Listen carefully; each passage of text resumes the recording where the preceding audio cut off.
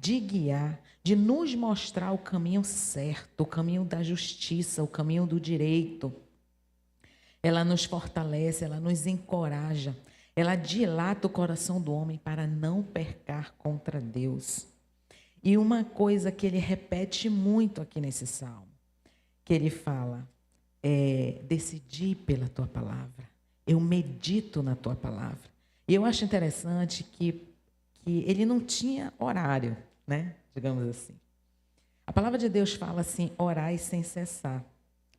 E o orar é orar de acordo com a palavra de Deus. Então o salmista soma quando ele fala que à meia-noite ele meditava na palavra. Antes do amanhecer, ele meditava na palavra. Antes do anoitecer, ele meditava na palavra. E por que ele enchia tanto a cabeça dele, a mente dele, o coração dele da palavra? Porque isso trazia vida. Porque isso o amparava, porque isso fortalecia, porque isso edificava, porque era o conselho de Deus para que ele caminhasse com Deus. Há um tempo atrás, eu louvo a Deus pelo lugar onde nós estamos, porque aqui não é servido veneno na panela. É a palavra genuína. Nós não enfeitamos, nós não colocamos a psicologia, não.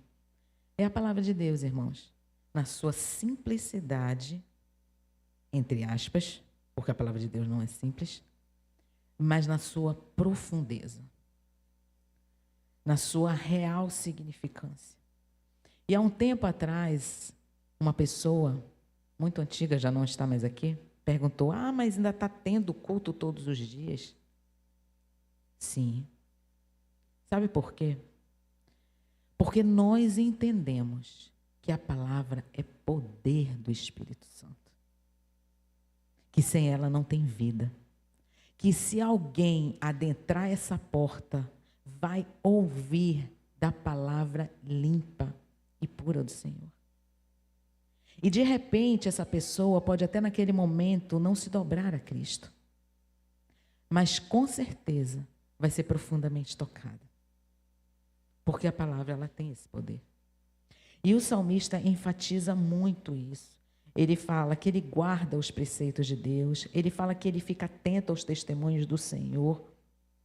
Ele diz, ensina-me, Senhor, os teus juízos, ensina-me da tua palavra.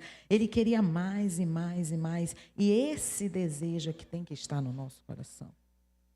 Para nós conhecermos a Deus e conhecermos mais de Deus, porque Ele é ilimitado, nós devemos mergulhar na profundeza da sua palavra.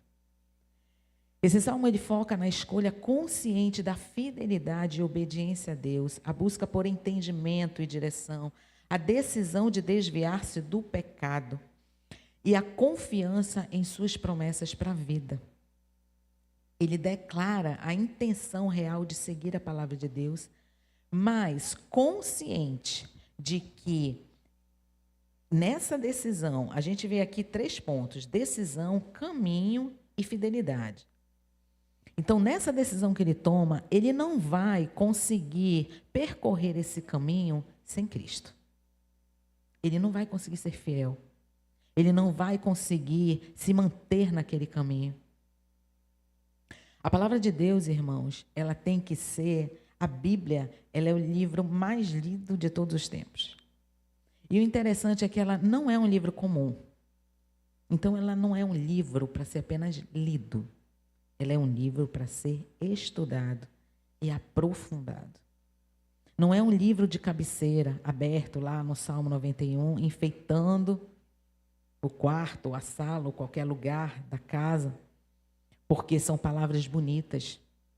Porque são palavras profundas. Não, não, não, irmãos. Ela tem que ser vivida. Ela é eficaz, mais cortante do que facas de 2 gumes, apta para discernir os pensamentos e os propósitos do coração. Como essa palavra é forte, como essa palavra é viva, como essa palavra é maravilhosa.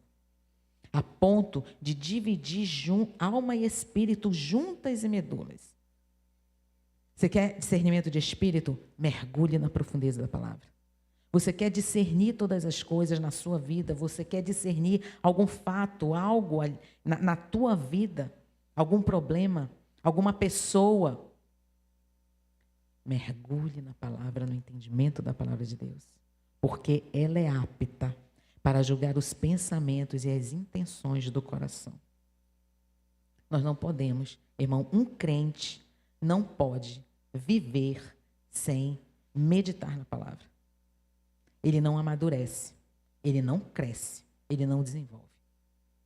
Ficar restrito ali, ficar pequeno. E quando nós mergulhamos na palavra de Deus, muito mais ele se revela, muito mais ele se mostra a nós e muito mais nós crescemos nele. Então, esse versículo é mais ou menos um resumo da nossa trajetória, porque ele fala de 3 pontos. Ele fala da decisão, ele fala do caminho a ser percorrido, e ele fala que como percorrer esse caminho com fidelidade, porque ele fala, escolhi o caminho da fidelidade. Escolhi o caminho. Então, quando ele fala que ele escolheu o caminho, ele escolheu a Cristo. Eu sou o caminho, e a verdade, e a vida. Então, só existe um caminho para a verdade, que é Jesus. Só existe um caminho para a eternidade. Só existe um caminho para nós entendermos o real sentido da vida. Cristo, aquele que nos criou, aquele que deu a vida por nós. E um dia, todos nós aqui, tocados pelo Espírito Santo, convencidos por Ele do perdão, do pecado e da justiça, entregamos, tomamos a decisão mais sábia das nossas vidas, a decisão mais importante das nossas vidas, que foi entregar a nossa vida para Cristo. Só que essa entrega, irmãos, ela não pode ser pela metade. Não pode ser uma entrega que eu vou limitar Deus. Olha, Senhor, eu estou entregando a Ti a minha vida, mas nessa área aqui do meu casamento não pode mexer. Nessa área aqui, do que eu quero trabalhar, e eu quero isso, eu quero aquilo, nessa área aqui tu não mexe não, Deus. Deixa comigo. Não, irmãos, a entrega é por inteiro, não é pela metade. A partir do momento que nós entregamos a nossa vida a Cristo, nós damos total autorização para Ele, total abertura para que Ele venha agir em nossas vidas, para que Ele venha mudar, porque a gente está falando, irmão, de transformação de vida. É transformação de pensamento, é transformação de comportamento, é transformação de visão, de entendimento da vida. É o Espírito Santo que revela a nós o verdadeiro sentido da vida. Olha o que o Senhor Jesus fala em Mateus 11, 28 e 30. Venham a mim todos os que estão cansados e sobrecarregados, e eu lhes darei descanso. Tomem sobre vocês o meu jugo e aprendam de mim. Aprendam de mim. Pois sou manso e humilde de coração, e vocês encontrarão descanso para as suas almas, pois o meu jugo é suave e o meu fardo é leve. Então, quando nós entregamos nossas vidas a Cristo, a gente dá livre acesso para que Ele cuide de nós. Quando Ele fala assim, que nós, venham a mim todos estão cansados e sobrecarregados, é como nós nos encontrávamos. Sobrecarregados do pecado, sobrecarregados das mentiras, sobrecarregados das coisas do mundo que estavam sobre nós. E Ele diz assim, que eu vos aliviarei. Ele vai tirar de nós, Ele nos purifica, Ele nos liberta de todo o pecado. É um novo modo de viver, é um novo modo de pensar. O crente, ele tem que viver a sua nova vida. E é em abundância, irmãos. Não é uma vida, Deus não nos dá uma vida mesquinha. Ele fala em abundância. Abundância de paz, abundância de alegria, abundância de sabedoria, abundância de discernimento, abundância do Espírito em nossas vidas. E as outras coisas nos serão acrescentadas. Porque, em primeiro lugar, buscai o reino de Deus e a sua justiça. Ou seja, busquem, em primeiro lugar, o reino de Deus, o padrão de vida que Ele quer para nós. A justiça dEle, o entendimento da verdade. Busquemos viver isso. Nós não podemos viver mais como outrora nós vivíamos. Nós nos deleitávamos nos nossos prazeres, nós nos deleitávamos na nossa soberba, na nossa arrogância, nas nossas mentiras, nos enganos dos nossos pensamentos, né? Nós nos achávamos certos, corretíssimos, achávamos que sabíamos tudo e não sabíamos nada. Nós não tínhamos o entendimento do princípio da vida, que só existe um caminho, só existe uma verdade, e a vida, que é Jesus. Nós não tínhamos esse entendimento. Mas o Senhor nos trouxe até aqui e nos traz todos os dias, irmãos, para aprendermos mais dele, para nos encher dele, para que o nosso caráter seja mudado, para que os nossos pensamentos sejam mudados. Ele fala assim: aprendei de mim. Mergulhe na palavra do Senhor e aprenda mais dele. Aprenda sobre humildade, aprenda sobre a verdade, aprenda sobre a justiça. A justiça humana é trapo de imundícia, irmãos. É interessante que a palavra de Deus, ela narra toda a história da humanidade. Então, por exemplo, tudo o que está acontecendo hoje não deveria nos deixar tão pasmos, né? Porque o Senhor já nos alertava. Nos últimos dias, os homens seriam jactanciosos, maus, avarentos, e só coisa ruim. Só que nós não tínhamos entendimento da intensidade do que está acontecendo. E tem muita gente que, não apegado à palavra, está se deixando envolver por falsas doutrinas, por enganos, por palavras que no púlpito, irmãos, soa tão sutil, tão bonita, frases tão motivacionais, né?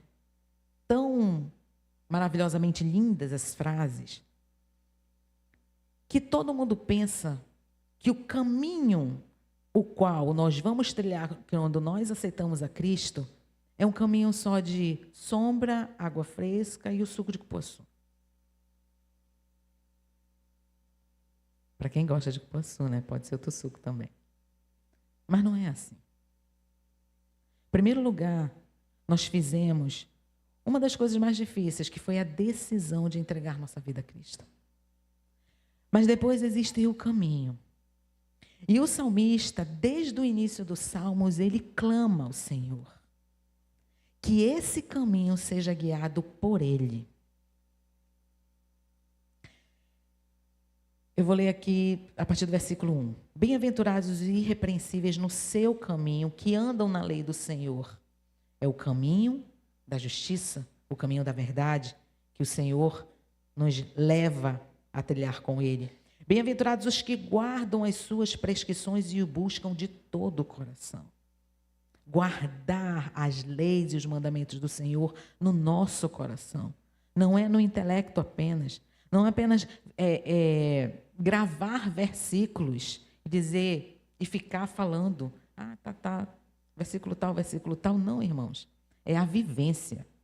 Quando ele fala em caminho, ele está falando que durante esse percurso nós vamos viver experiências para o nosso crescimento, para o nosso amadurecimento e para a nossa maior intimidade com Ele.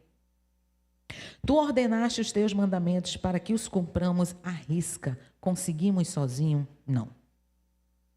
Quem nos fortalece é o Espírito Santo. Quem nos guia é o Espírito Santo.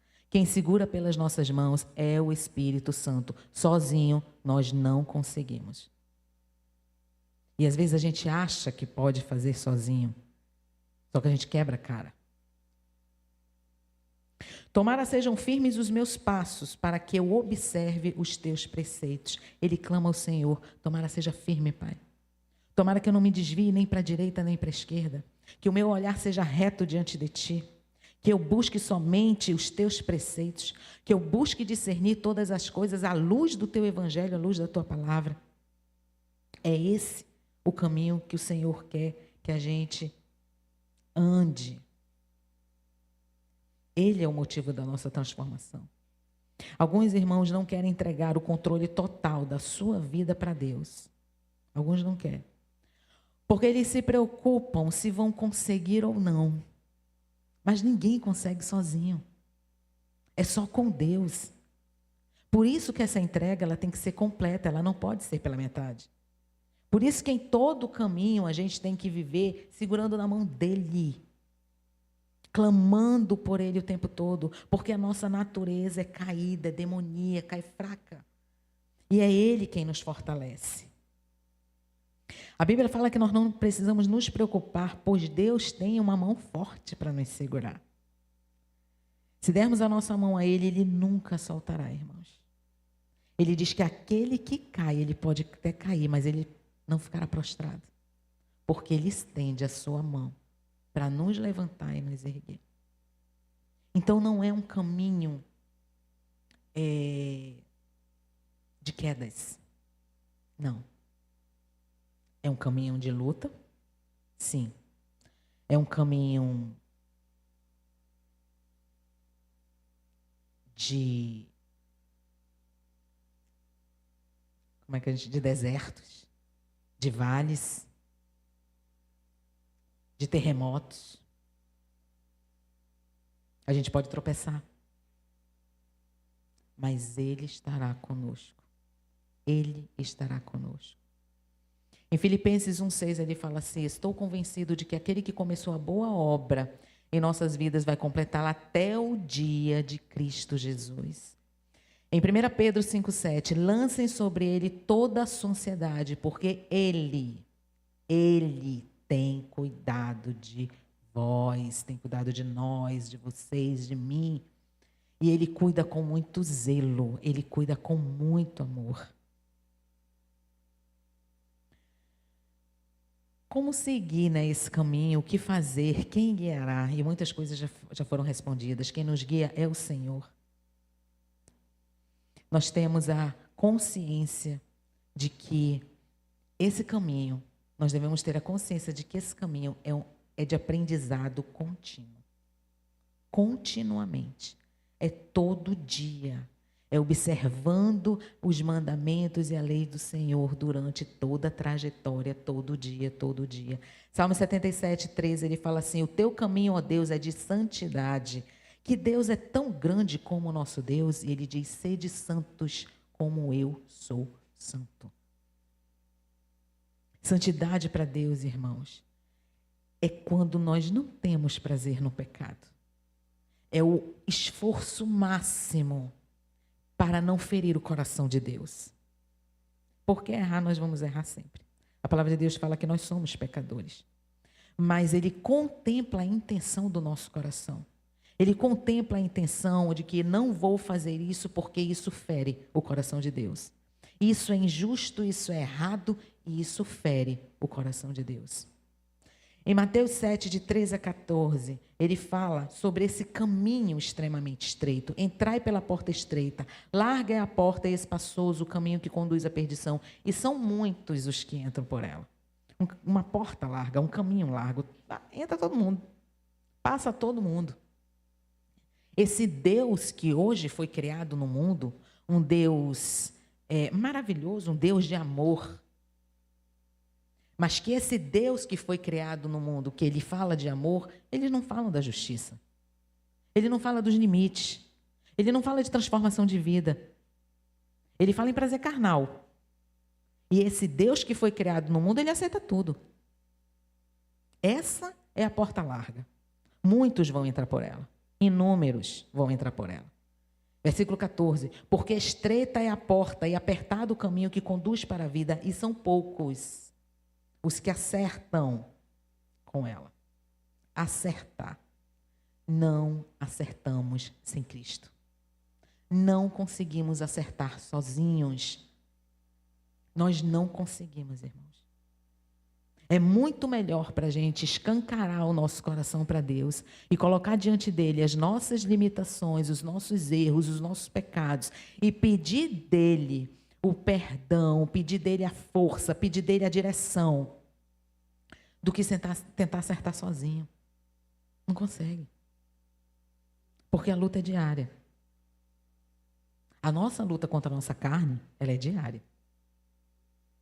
Então, no caminho, atravessando vales, atravessando montanhas, atravessando desertos, Em toda a trajetória, a primeira batalha sempre vai ser contra nós mesmos.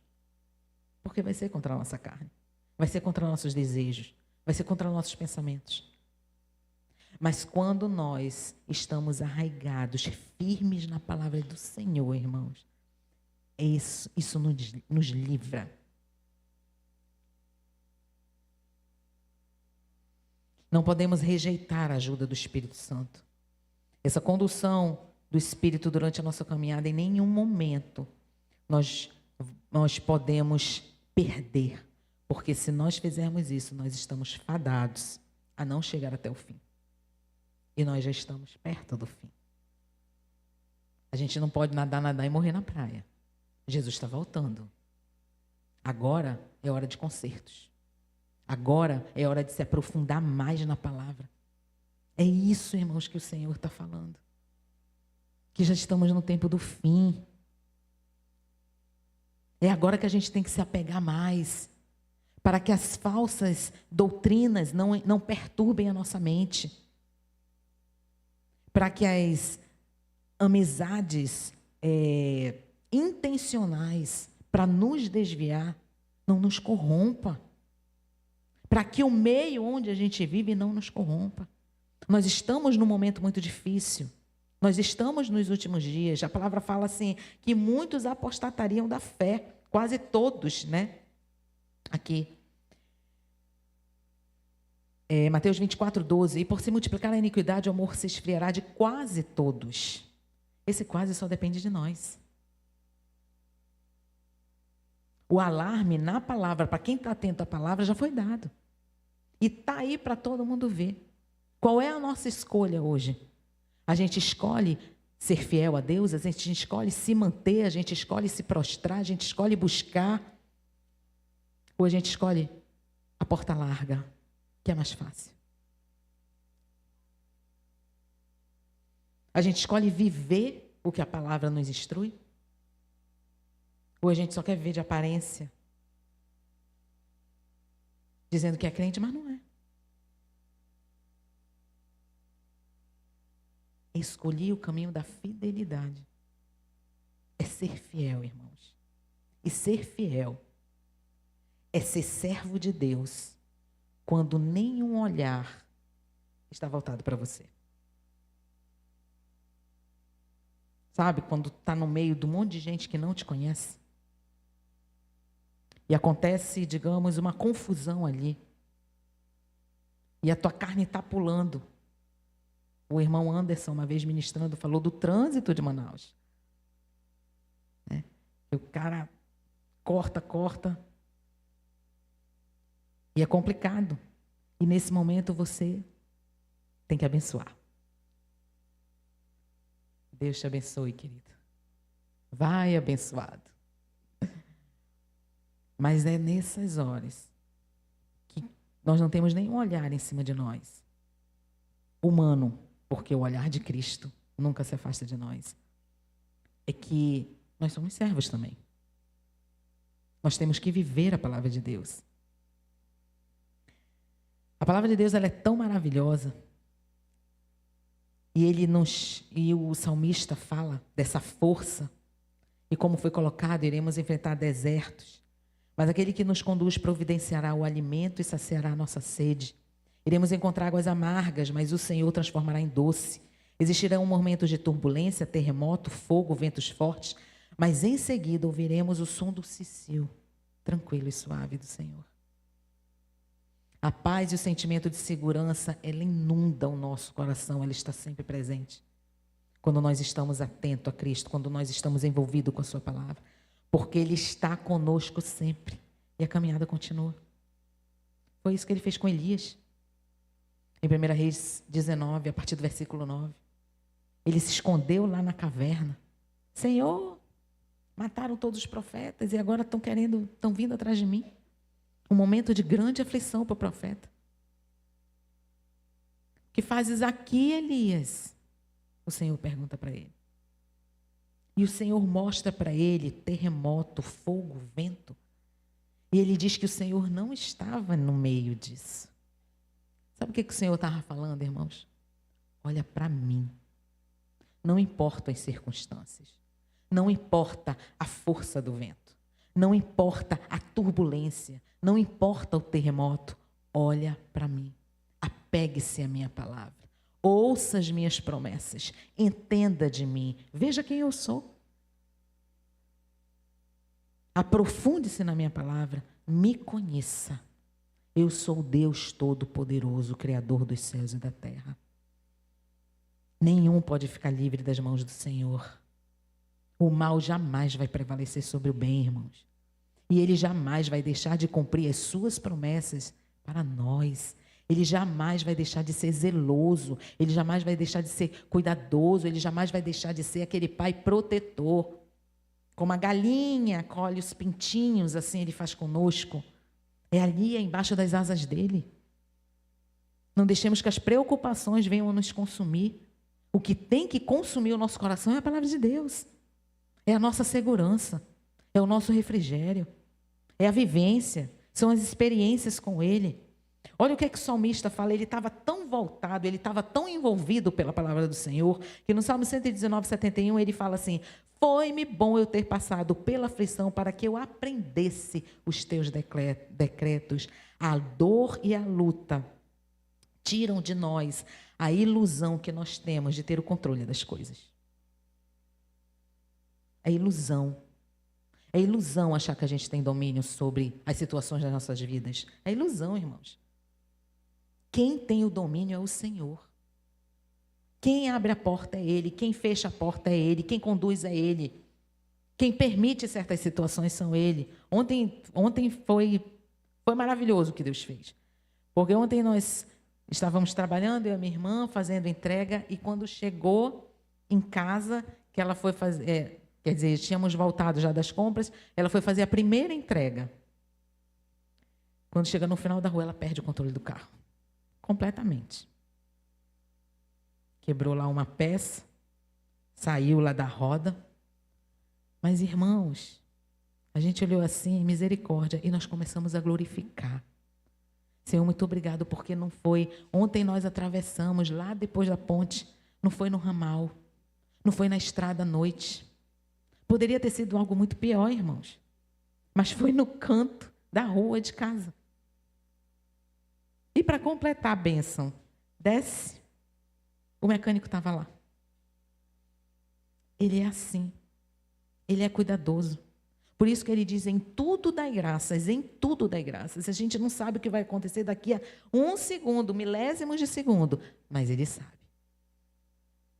Ele está dando livramento. Ele está te mostrando o que tu tens que fazer. Ele está nos conduzindo em segurança.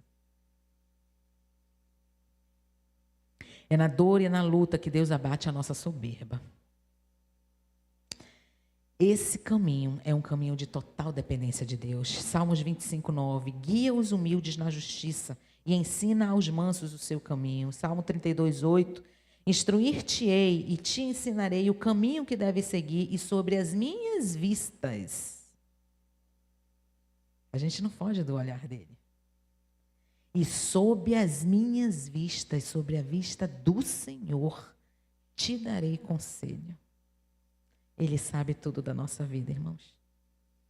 Se estou no mais profundo abismo, lá estás também. Porque os olhos protetores do Senhor nos alcançam. O olhar de amor, o olhar de proteção, o olhar de carinho, de amor. É um caminho de aprendizado constante. E nós precisamos olhar para a nossa vida de devoção e entender o quanto realmente essa palavra nós conhecemos dela. Não da forma literária, mas de vivência. O quanto nós conhecemos da palavra. O quanto nós já nos deixamos ser transformados. O quanto nós já deixamos os pensamentos que tínhamos no mundo. Não, mas eu acho isso. Não, mas eu acho aquilo. Tem gente que pega só um versículo e encaixa no seu achismo. E não é assim. A palavra de Deus é completa. O que está lá no velho testifica no novo. E Deus é completo. No Salmo 119, 23, o salmista, ele sofreu ameaças. Tentaram influenciá-lo de alguma forma. Mas ele estava tão cheio da palavra de Deus que nada disso afetou os seus princípios e os seus valores. De tão cheio que ele estava. O Salmo 119, 23 fala assim: assentaram-se príncipes e falaram contra mim, mas o teu servo considerou nos teus decretos. Ou seja, falaram dele, falaram mal dele, criticaram, levaram a conversa para outros. Mas o que ele fez? Ele se deixou influenciar pelo que estava acontecendo? Não, ele pegou aquilo e foi discernir na palavra. E ele se manteve firme e fiel. Salmo 119, 15. Apartai-vos de mim, malfeitores, quero guardar os mandamentos do meu Deus. Que postura, irmãos. Ele via que pessoas poderiam ser má influência na vida dele. E qual é a postura que ele toma? A decisão que ele toma? Afastai-vos de mim, malfeitores. Não, eu não quero isso para a minha vida, não. Irmãos, temos, com certeza, amizades que era do mundo. Nós temos. Eu tenho colegas. Mas é a minha influência sobre a vida delas. Não é a influência delas sobre a minha vida. Não. Nós é que somos luz. Nós é que fazemos a diferença. Nós é que somos o sal. Conselho de quem nós temos ouvido? Afastai-vos de mim, malfeitores. Que tipo de conselho? De que tipo de pessoa? Nós temos um Deus que nos aconselha. Está tudo aqui. Tudo que a gente precisa está aqui. Então a gente não precisa conselho de ímpio. Bem-aventurado, Salmos 1, o homem que não anda no conselho dos ímpios, não se detém no caminho dos pecadores e nem se assenta na roda dos escarnecedores. Não se junte aos escarnecedores. Não sente, não concorde, não ria das suas piadas, porque são escarnecedores. Não vai fazer diferença nenhuma na sua vida, irmão. O não convívio com essas pessoas que não têm nada a acrescentar. Fuja das más conversações. Fuja das más influências. Não se deixe dominar pelas lisonjas do mundo. Os malfeitores, muitas vezes, eles falam muito bonito. Eles falam aquilo que massageia o ego das pessoas. Mas por trás são lobos devoradores. E eles também podem se infiltrar no meio do povo de Deus. Mais um motivo para que nós estejamos apegados fielmente à palavra de Deus. Em Salmo 119, 161, ele fala assim: príncipes me perseguem sem causa, porém o meu coração teme é a tua palavra. Pode haver perseguições, podem se levantar acusadores contra você, mas ele temia a palavra de Deus, ele não temia as ameaças dos homens, ele não temia os homens. Ele temia o Senhor. Ele tinha certeza daquilo que estava no coração dele, irmãos. Aquilo que era certo. Ele tinha certeza do caráter dele moldado em Cristo. Ele tinha certeza dos seus valores, dos juízos, das convicções de Deus no seu coração. Então ele não se deixava, ele não temia. Mateus 10, 28, não temais os que matam o corpo e não podem matar a alma. Temei antes aquele que pode fazer perecer no inferno, tanto a alma quanto o corpo. Os homens não podem provocar em nós terror nem medo. Porque eles não podem fazer nada contra nós. A autoridade sobre a nossa vida é do Senhor. E só a Ele a nossa vida pertence.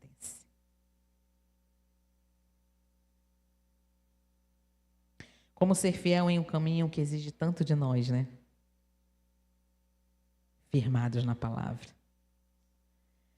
Ele fala aqui no Salmo 119, 31. Aos teus testemunhos me apego, não permitas, Senhor, seja eu envergonhado.